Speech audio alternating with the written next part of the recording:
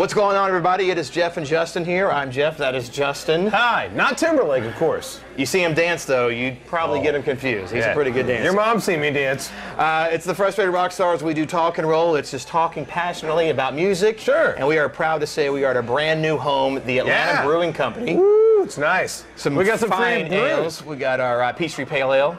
Yeah, and it's delicious. They make the Red Brick beer. Great stuff. So we thank them for having us. Now tonight, our headliner.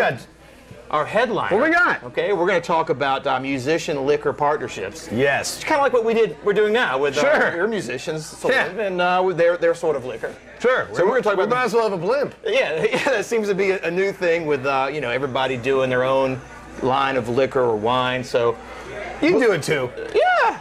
Oh yeah. It's such a good tie-in. Yeah. And you got the money. Yeah, rock and roll. We'll get to it. But first, let's kick off things tonight with the opening act.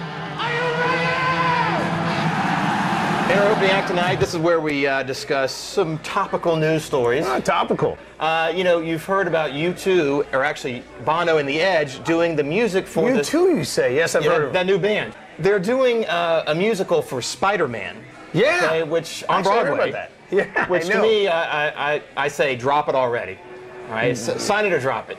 Drop it. Well, I like the idea that they've asked a rock band. I like the precedent they're setting. Yes. But it's going to be on Broadway for a month and go away. You don't think it's going to be a smash hit? But I almost hope it would, so it opened the door so maybe some other guys could pursue other artistic interests. Good point. Like Steven Stevens, who played guitar on Dirty Diana and some other bands, he did flamenco guitar.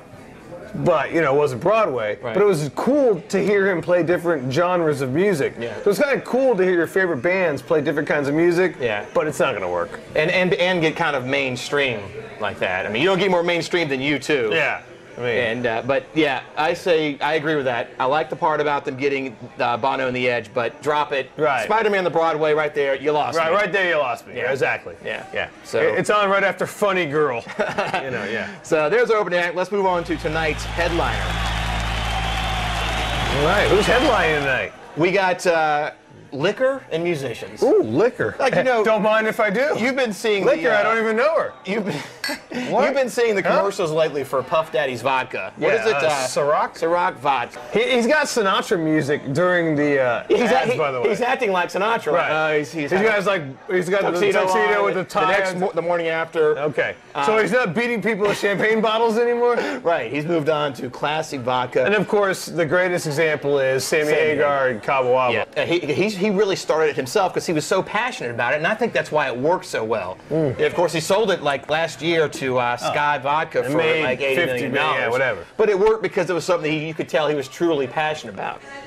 Yeah, I think that people just latch their names onto things, just like Britney Spears. Do you think she sat in a lab with a white coat on and developed her perfume scent? Yeah, right. Do you think P. Diddy was sitting there trying to distill things through charcoal 3 or 4 times? Yeah, he just picked someone they approached. Whereas I really see Sammy getting up at 10 in the morning in a pair of khakis and a Hawaiian shirt, going down to the vats and like trying it and making sure it tasted something that he'd approve of. That's what he did when Eddie fired him. He went out and made $80 million. And of course, Vince Neil has his wine. Vince Vineyards or something. Anyway, I tried to go to the website, and it's a dead link. He slapped his name on something, but he wasn't there. And see, that's what happens. You don't QC, quality control, then that's what happens. You can't just slap your name on something. Right. And with him, with the accident he had killing the drummer of Hanoi Rocks. It's a little, it leaves a bad taste in people's mouth. They really know the story of Vince Neil. Yeah, it'd be like if O.J. Simpson went and started a knife company. That's not really a good. That's exactly what it is. Thing to do. Nice. But hands down, played. Sammy Hagar is the king of that, and king of that. I think it's all well and good. Hey, if you can make a buck, you can make a buck. We would do the same I'll buy thing. Steven Tyler condoms. Yeah. I'll buy, Keith Richards syringes. Now you're getting into what? I'm just saying. I mean, now you're getting into Kiss territory with the merchandising. But Kiss has like snow globes and keychains. Well, it gets ridiculous. They probably, if Gene Simmons drank, they'd probably have some kind of Kiss liquor. They'd have a whole liquor store. That's fascinating, sir. You know what? That's fascinating. You're right. Because he's in everything but that. Because he doesn't drink. And he would have done that a long time ago. I've seen baby jumpers that say, "My daddy loves Kiss" and stuff. Oh, yeah. We have a new segment, too, as we do this concert theme. We like to have little solo riffs. Justin and I both come up with quick little thoughts of what's going through our head. And so go get a beer. walk away from your computer, and come back when the solo's over, just like we do at concerts. Yeah.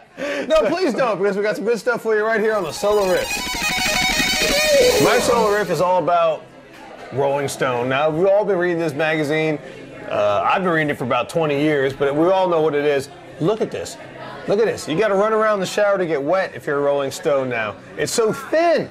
They're so pompous. They tell everybody who they should vote for, pot should be legal, what rock stars should be significant, and look, they're losing their shirts. I love the glossiness, but the thinness. Look at this. Terrible. Hey, Rolling Stone, make some money. Stop being so political, talk about rock and roll, and you won't have to cut your pages and cut your writers.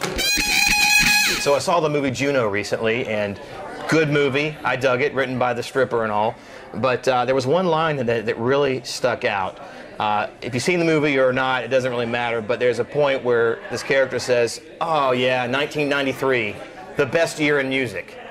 And that just stood out to me because it made no sense at all. I can understand if he said 1991 or 92 with, you know, grunge and Nirvana, but 1993, kind of a blah year in music. So kind of lost me there. But the movie redeemed itself because Juno says to the same guy, hey, you know what? I hate Sonic Youth. They suck. It's nothing but a bunch of noise. And I agree with that, so that was a good point. There's my solo riff. Let's move on to the encore. All right, this is a comment from YouTube on the episode we did about when old artists work with new artists. Who? Who is this? Bob Leavy? This is Evanon. Oh, Evanon. Pretty Oh, good I love YouTube his name. water. Is there some sort of conflict between rock fans and hip-hop fans? There always seems to be a conflict between the two genres, as if you like hip-hop, you don't like rock, you like rock, you don't like hip-hop. What do you think? That old riff. I think you can like both. Of course you can like both. You know, we like both. Yeah. It's when you... Think about the late 90s when it was, what do they call that?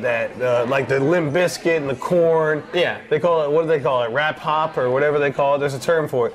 But, I mean, there's kids that have amalgamated both into a career. Right. So I think you can like both. Yeah. Why can't you like both? It's just, we were just saying we don't like when, like, legacy rock stars work with some, you know, new rapper. I just don't like it when it's a money grab.